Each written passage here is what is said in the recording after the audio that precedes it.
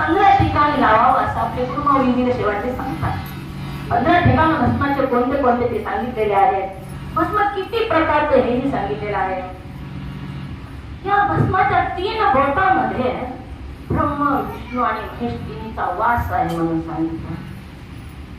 ही 3 बोट भस्म त्रिपुंड धारण जो करतो त्याचं दुर्भाग्याचं रूपांतर सद्भाग्यात सुद्धा होतं. दुर्भाग्याच्या रेषा मोडल्या जातात असं सांगितलेलं आहे. सुदामा हा श्रीकृष्णाचा मित्र होता आणि दारिद्र्य होता. एवढं दारिद्र्य होतं त्याच्याकडं. 2-2, 3-3 दिवस चूल पेटत नव्हती, एवढं दारिद्र्य तो होता. पण मित्र कृष्ण परमात्मा होता तरी सुद्धा तो त्याच्याकडे कधीच काही मागायला गेला नाही. जसं आहे तसं राहायचं आणि देवाचे धन्यवाद असं म्हणायचा. त्याची पत्नी म्हणू लागली, का देवाचे धन्यवाद मानता? काय दिले देवानं तुम्हाला? आपण सुद्धा तसंच म्हणतो, बघा देवानं मला काय दिले विचार करत नाही आपण. जेव्हा आपल्याला दुःख होतं तेव्हा म्हणतो देवानं मला का दुःख दिलं. अरे ह्याच्या आधी सुख सुद्धा मिळालं होतं की तराजोय दोन्ही बरोबर ठेवण्यासाठी जीवनामध्ये सुख दुःख प्राप्तच होत असतं. कभी खुशियों की बहार, कभी आंसुओं की धार, इसे कहते हैं संसार. खुशी आणि गम या जीवनात असतो.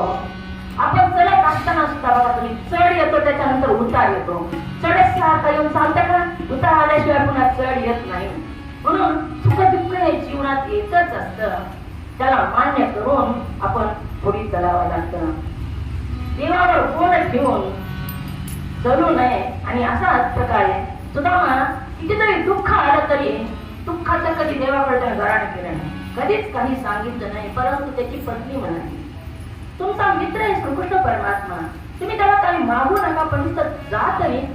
आणि मुठ्ठीभर पोहे दिले की भागवताची कथा माहिती सगळ्यांना. तो पोहे घेऊन कृष्णाकडं ते सुदामा गेलेले आहे. पोहे घेऊन गेल्यानंतर दुसऱ्या दिवशी कृष्ण परमात्मा पूजेला बसले. कृष्ण महादेवाची पूजा करतात आणि महादेव रामाची पूजा करतात. दोघे एकमेकाची पूजा करतात. कृष्ण परमात्मा पूजेला बसले असताना त्यांनी स्वतःच्या कपाळाला भस्म लावलं आणि सुदामा पुढे बसलेला होता. सुदामाच्याही कपाळाला भस्म लावलं. हे भस्म लावत असताना सुदामाच्या भाग्यरेषा श्रीक्षय अशा, लक्ष्मीचा नाश अशा भाग्यरेषा होत्या. परंतु भस्म लावायच्या निमित्तानं उलटे अक्षर केले आणि यक्षश्री केलं. यक्षश्री म्हणजे कुबेराची लक्ष्मी.